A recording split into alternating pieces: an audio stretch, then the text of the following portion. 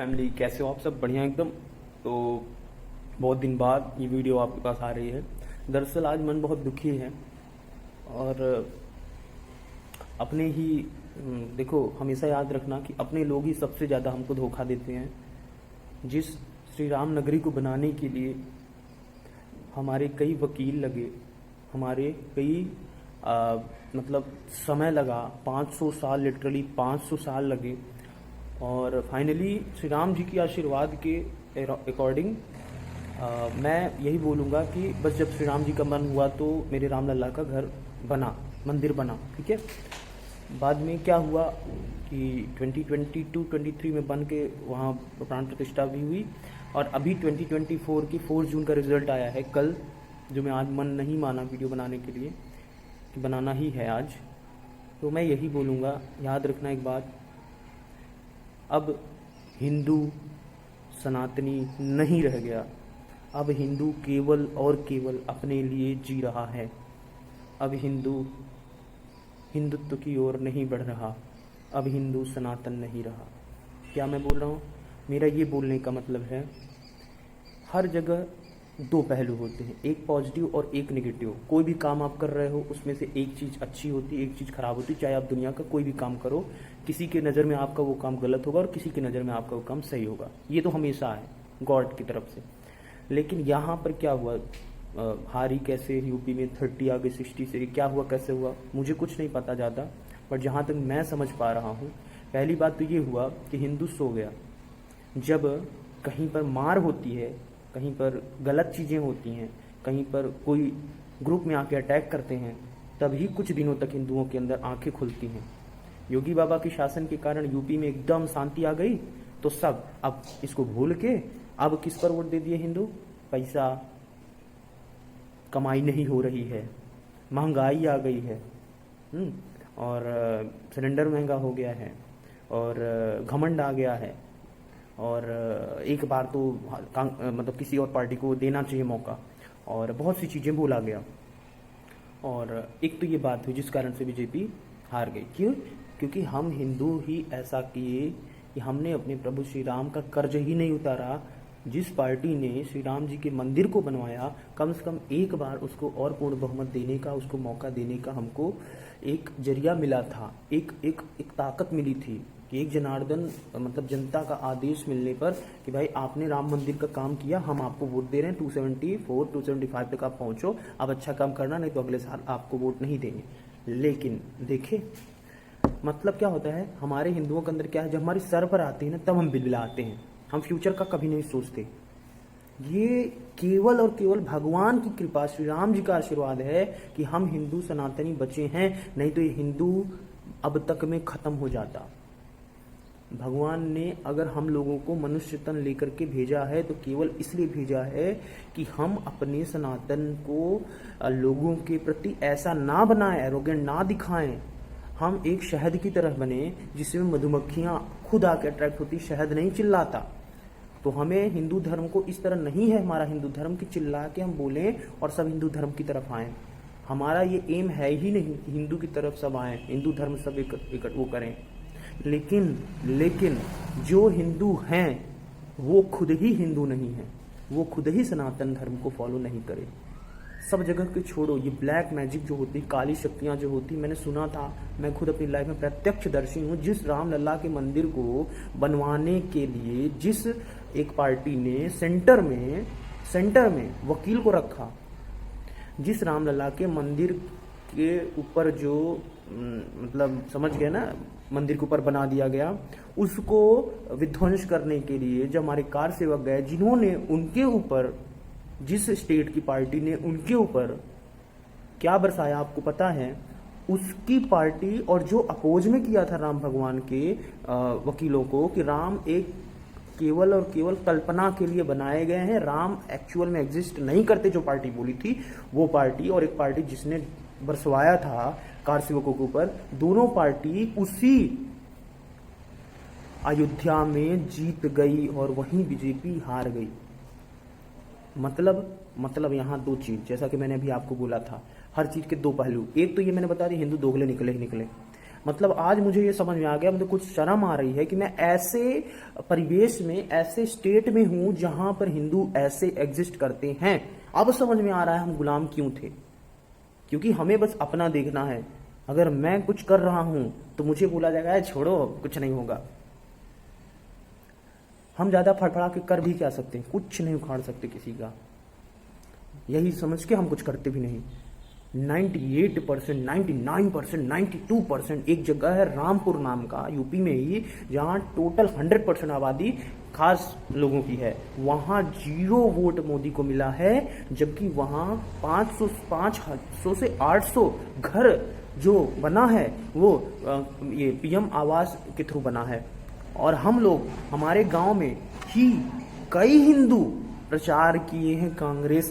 कम से कम एक बार मोदी को डेवलपमेंट के नाम पर ना वोट देते। तुम देख रहे हो डेवलपमेंट भी हो रहा है, लेकिन तब भी लोग केवल चंद पैसा जो कि मुश्किल से 1 साल 2 साल चलेगा, उसके लिए अपने देश को 5 साल गड्ढे में खोद दिए। और एक बार गड्ढा खुदता है खुदते चला जाता है। ये जो हुआ आज, ये बहुत बुरा हुआ। लिटरली बोल रहा हूँ, बीजेपी को बहुमत नहीं मिली, इससे बहुत इंपैक्ट पड़ेगा। ना तो अब जनसंख्या पर कानून आएगा, ना तो यूसीसी हटेगी आएगी, ना तो एनआरसी आ पाएगी, ना तो एनआरए आ पाएगा, ना तो किसी भी तरह का जो कानून लाने का सोच रहा था बीजेपी, नहीं आ पाएगा। मैं नहीं कह रहा हूँ बीजेपी बहुत अच्छी पार्टी है, लेकिन कम से कम भारत में एक तो ऐसी पार्टी जो हिंदुओं के पक्ष में बोलती थी। और आप जानते हो कि आप ये बीजेपी पार्टी को 99%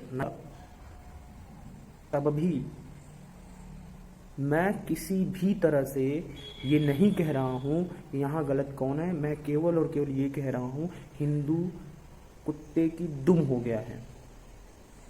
और मैं हिंदू कुत्ते की दुम हो गया, लिटरली बता रहा हूं। हम लोगों का ऐसा परिवेश बन गया है, खुद खाओ, घर बनाओ, प्लाट खरीदो, जमीन खरीदो, मर जाओ, भाड़ में जाए दुनिया। और वहीं धीरे धीरे धीरे धीरे फिर गुलाम होंगे, फिर भगवान की कृपा बरसेगी, फिर किसी तरह से आज़ाद होंगे। केवल श्री राम जी की कृपा से हम आज़ाद हुए हैं और हम जी पा रहे हैं। अगर आज श्री राम जी की कृपा ना होती तो कोई सनातन धर्म इस दुनिया में रह नहीं पाता। तो उस कारण से मैं जान गया। और दूसरी बात, जहाँ तक मुझे लग रहा है, ऐसा हुआ कि बीजेपी ने अपने यूपी में ही कई ऐसे कार्यकर्ता का नज़रअंदाज किया जो कि 20 साल से 30 साल से बीजेपी में कार्य करते थे। उसको बीजेपी ने ध्यान ही नहीं दिया। हाँ, मोदी है तो मुमकिन है वो है, लेकिन हर जगह एक ही कॉन्सेप्ट नहीं अप्लाई होता। आदमी देख रहा है कि कौन सा कार्यकर्ता कितनी मेहनत कर रहा है। सारी गणित पता है कि अमित शाह जी ने यूपी में क्यों 30 सीटों को बदला, क्यों अलग कैंडिडेट को टिकट दिया, किसकी रेपुटेशन को डाउन करना था जिससे मोदी के बराबर कोई ना पाए। सारी बातें सबको पता है, मुझे भी पता है। याद रखना हिंदुओं, तुम एक शहद बनो, तुम जहर मत बनो। तुम बस अपने प्रभु श्री राम की भक्ति में लगे रहो और मेहनत करो, और सब कुछ श्री राम अच्छा करेंगे। क्योंकि उनके अलावा इस दुनिया में कोई नहीं ऐसा है जो हिंदू धर्म, सनातन धर्म को एक छत की तरह बचा के रखा है। क्या होता है ना, जब आदमी के अंदर अहंकार बस जाता है, आपको कथा पता ही है ना नारद जी वाली। नारद जी के अहंकार को तोड़ने के लिए, नारद जी के अहंकार को भैया तोड़ने के लिए केवल और केवल श्री राम जी को विष्णु जी को श्री राम जी का अवतार लेना पड़ा। इसके पीछे की स्टोरी है। लेट आई ट्राई टू मैं मतलब क्या बताऊं यार, दिमाग इतना अपसेट है। चलो हम बताने की कोशिश करते हैं, स्टोरी थोड़ा शॉर्ट में बताएंगे। राम भाई ऐसा है कि एक बार क्या हुआ कि नारद जी एक मतलब उनको तो श्राप मिला है, वो कहीं रुक नहीं सकते। वो जा रहे थे, रास्ते में अचानक से उनको एक बढ़िया सा बहुत अच्छा सा स्थान दिखा जिसके अंदर झील थी। वहाँ बैठने का स्थान था, फूल बगीचा सब कुछ था, बहुत प्यारा लगा। तो वहाँ बैठ गए थोड़ी देर। तो सोचे श्रीमन नारायण नारायण कर लें कुछ देर, अपना जब तक कर लें, फिर चलेंगे। बैठ गए तो ऐसा बैठ गए कि बहुत दिनों तक बैठे रह गए। अब इंद्रदेव परेशान हो गए, तो उन्होंने कामदेव, उनके साथ कई रानी, उनकी परियां बोलते, उनका परी कहाँ रानी उनकी गई, अप्सराएं डांस करी, उनको मतलब मोहित करना चाहिए, लेकिन वो नहीं हुए। कामदेव अंत में थक उनके पैर पीट गए, कहे कि महाराज माफ करिए, वहां जाऊंगा तो इंद्रदेव हमको डांटेंगे। तो वो हंस के उनको छोड़ दिए। तो उनको अपने अंदर घमंड हो गया कि देखो मेरे को श्री राम जी की भक्ति मिल गई, श्री विष्णु जी की भक्ति मिल गई, राम जी तो बाद में आए, श्री विष्णु जी की भक्ति मिल गई, जिस कारण से मैंने कामदेव को भी परास्त कर दिया। और जैसे ही ये चीज आया, भगवान तुरंत जान गए। जो भगवान का परम भक्त होता है, जिसको भगवान ध्यान देते हैं, भगवान उसके घमंड को बहुत जल्दी और सबसे पहले हटाने की कोशिश करते हैं। मैं भी पॉसिबल, बीजेपी के अंदर घमंड है, मैंने भी देखा है। मेरे गांव में ट्रांसफार्मर के लिए मेरे पिताजी गए थे, इसके पास सांसद जी जो यहाँ की हैं, डायरेक्ट मना की थी। बीजेपी की तो थी, बीजेपी की ही तो थी, मना की ना, मना की मतलब पैसा नहीं, ये बाकी जगह के लिए इनके है, समझ में आया, जहां इनको फायदा दिख रहा था। और जहां पता है यहाँ वोट मिलना है, वहां के लिए नहीं है। क्यों? क्योंकि जानती हैं ये मोदी के सपोर्टर हैं, देंगे तो उनको ही देंगे। अब क्या बताऊं कौन है वो। चलो मुद्दे पर आते हैं। तो फिर भगवान को जब पता चल गया कि अब ये अहंकार इनके अंदर आ रहा है, तो भगवान ने क्या किया पता है? भगवान ने एक माया रची और उस माया में एक बहुत बड़ा सुंदर सा महल बनाया, एक पूरा का पूरा शहर बसा दिया। वो ये जा रहे थे, वहां उठ के भोले बाबा के पास गए। भोले बाबा से बोले कि आज मैंने कामदेव को परास्त कर दिया। तो भोले बाबा बोले मुझे तो बता दिए, बट एक काम करिए, आप ना नारायण को मत बताइएगा कि आपने कामदेव को परास्त कर लिया, ठीक है? ये बात भोले बाबा बोले। तो मतलब नारद जी सोचे कि अरे ये कामदेव को परास्त नहीं कर पाए थे, ये इनका त्रिनेत्र खुला, कामदेव को जला दिए, मैं तो हंस के उनको परास्त कर दिया।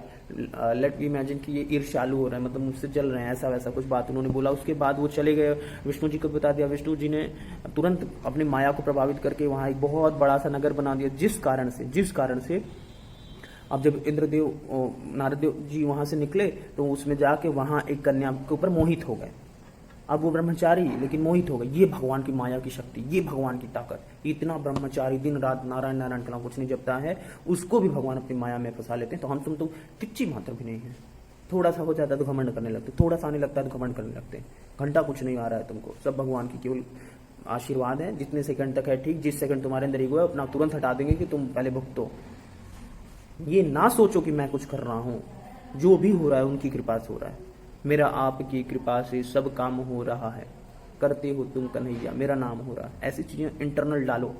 तो फिर नारद जी जब गए तो बोले कि मतलब वहां देखे बहुत सुंदर कन्या थी, तो वो विष्णु जी के पास गए और विष्णु जी मिले, उनसे कहे कि हमको अपना रूप दे दीजिए। तो विष्णु जी ने अपना उनको रूप दे दिया और वो गए बैठे, वो वरमाला वो लड़की उनको न पहना के विष्णु जी ही आ गए और अपना पहन के उस माया रूपी कन्या को लेकर चले गए।